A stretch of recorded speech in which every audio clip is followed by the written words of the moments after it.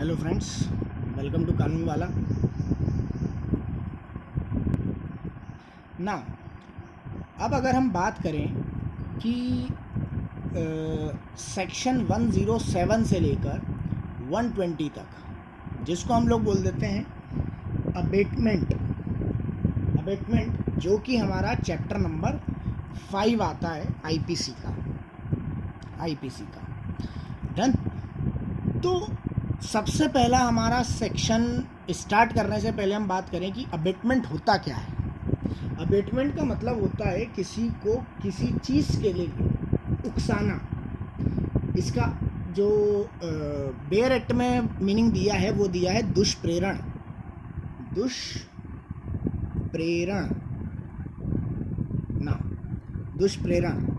दुष्प्रेरण मतलब किसी को किसी चीज़ के लिए कुछ उल्टा सीधा बोलना, या अपन बोल सकते हैं कि वो कुछ क्राइम करने के लिए इंस्टिगेट करना।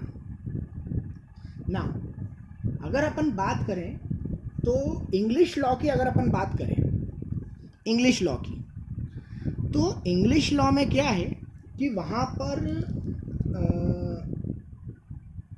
दो टाइप से बांटा हुआ है, या अपन उसको बोलते हैं कि 4 ग्रेड में, 4 लेवल में उन्होंने व्यक्ति को बांटा हुआ है। तो फर्स्ट लेवल में वो आते हैं जिस व्यक्ति ने अपने हाथ से अपराध किया है, बाय ओन एक्ट, जिसने खुद ने अपने एक्ट के द्वारा अपराध किया है, किसी भी अपराध। दूसरा, सेकेंड लेवल के अपराधी वो होते हैं जिन्होंने या तो सेकेंड लेवल पे या तो जिसने उसको एड किया है, सहायता दी है, या अपन बोलते जिसने अबेट किया है, अबेटमेंट दिया है, वो व्यक्ति, ये सेकेंड लेवल के अपराधी माने गए हैं। फिर अगर अपन बात करें थर्ड लेवल पे, तो थर्ड लेवल पर आता है फॉलोवर्स बिफोर फैक्ट्स। अब ये फैक्ट के बिफोर वाले, और फोर्थ नंबर पे आ जाएंगे आफ्टर वाले। तो ये बिफोर वाले क्या चीज़ है? ये है कि अगर कोई व्यक्ति जो कि क्राइम कमिट होने के पहले, फैक्ट्स क्रिएट होने के पहले, उससे पहले या तो उसको सलाह देता है, सलाह दे रहा है किसी चीज़ की अपराध करने की, या कोई ऑर्डर दे रहा है कि तुम अपराध करो, सुपारी वगैरह अपन बात करते हैं ना, वो नॉर्मल लैंग्वेज में, कि सुपारी दे दी, ये वो चीज़ है। या फिर अपन बात करें कि वो आवश्यक वस्तुएं प्रदान कर रहा है, जो भी चीज़ें हैं तो वो प्रोवाइड कर रहा है कुछ फैसिलिटी। तो ये चीज़ जो होगी, इसको उसने क्या बोल दिया, उनमें इंग्लिश लॉ में बोल दिया है थर्ड लेवल के अपराधी। फोर्थ लेवल के अपराधी followers after facts. Followers after fact मतलब जो कि हार्बरिंग कर रहे हैं। हार्बरिंग मतलब संशय देना। अपने यहाँ सेक्शन 52A दिया हुआ इसके लिए, हार्बर के लिए, जो कि 1942 में जोड़ा गया था। क्लियर? अपने यहाँ क्या है, सेक्शन 52A, और जो कि 1942 में जोड़ा गया था। किसी की मदद करना अपराधी की, या उसके लिए कुछ व्यवस्थाएं करवाना, उसके रहने की व्यवस्थाएं करवाना, उसको लोगों से हाइड करना, उसको शरण देना, उसके किसी भी तरीके से उसकी मदद करना, ये सब हार्बरिंग में आता है। तो हार्बर का जो अपराधी रहेगा वो आ जाएंगे फॉलोअर्स आफ्टर फैक्ट्स। अब ये बेसिकली जो अपराध होते हैं इंग्लिश लॉ में, ये वहाँ पर सिडेशन या ट्रीसन, जिसको अपन बोलते हैं, सेडिशन, राजद्रोह, या फिर अपन बोलते हैं कि जो नॉर्मल जनरल ऑफेंसेस हैं, इसमें नहीं आता है ये, इसमें ये 4 को नहीं लेते हैं। क्लियर? क्योंकि सेडिशन वाले केस में या जनरल ऑफेंस वगैरह में बात करें, जनरल ऑफेंस में लेने की ज़रूरत ही नहीं है ऐसे 4 वगैरह के। और सेडिशन के केस में सभी को एक ही लेवल पे रखा जाए, फुटेज पे इक्वल फुटिंग्स पे होते हैं वहाँ पे। तो इनके अलावा जो मामले होते हैं उनमें अगर हार्बरिंग होता है तो फिर वहाँ पर लेते हैं। पर हमारे यहाँ क्या करा गया है, इंडियन लॉ में इसको एक अलग से क्राइम बताया गया है। अलग से क्राइम बताने के लिए इसमें 107 की अगर हम बात करें, सेक्शन 107 पे अगर हम बात करें तो सेक्शन 107 पर अबेटमेंट जो है वो 3 तरीके से होता है। पहला होता है इंस्टिगेशन के द्वारा, इंस्टिगेशन उकसावे के द्वारा, सामने वाले को उकसाना। दूसरा आ जाता है कॉन्स्पिरेसी। नाउ कॉन्स्पिरेसी हमको ये भी देखना पड़ेगा, अगर अबेटमेंट बाय कॉन्स्पिरेसी और क्रिमिनल कॉन्स्पिरेसी 120A(b) उसमें क्या डिफरेंस है, हम वो भी देखेंगे यहाँ पर। और तीसरा आ जाता है एड, मदद करके, सहायता करके। तो बेसिकली इन 3 चीज़ों से, इंस्टिगेशन, कॉन्स्पिरेसी और एड, इन 3 चीज़ों से अबेटमेंट किया जाता है। जैसे हम बात करें कि कोई व्यक्ति किसी दूसरे व्यक्ति को कोई सलाह दे रहा हो, या फिर कोई उसको ऑर्डर दे रहा हो, या फिर उसको कोई किसी चीज़ के लिए उकसा रहा हो, इंस्टिगेट कर रहा हो, कि तुम प्रोत्साहन वगैरह दे रहा हो, सुझाव वगैरह दे रहा हो कि तुम ये अपराध करो, और उसको उस अपराध करने की दिशा में कुछ दिशा निर्देश दे रहा हो, कोई मौखिक आज्ञा दे रहा हो, कोई मूक सहमति दे रहा हो, चुप रह के कुछ सहमति दे रहा हो, तो यहाँ पर हम बोलेंगे कि वो अबेटमेंट बाय इंस्टिगेशन है। अबेटमेंट बाय इंस्टिगेशन है, मतलब 107(1) में आ रहा है। ये 107(1) है, 107(2) है और 107(3) है। क्लियर? तो हम बोल सकते हैं कि वो 107(1) में आ रहा है।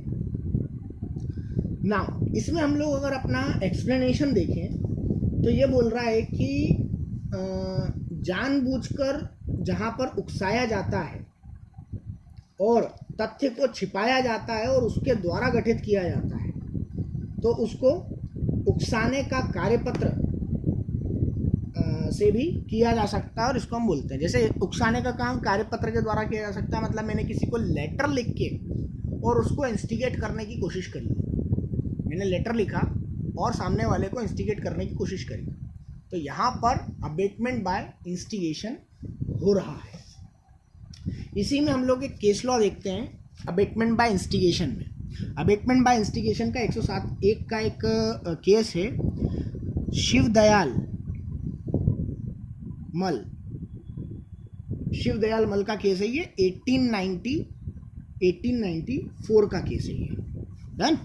इसमें लेटर के थ्रू एक व्यक्ति ने दूसरे व्यक्ति को उकसाया था, लेटर देकर उकसाने की कोशिश करी थी, अबेट किया था बाय द लेटर।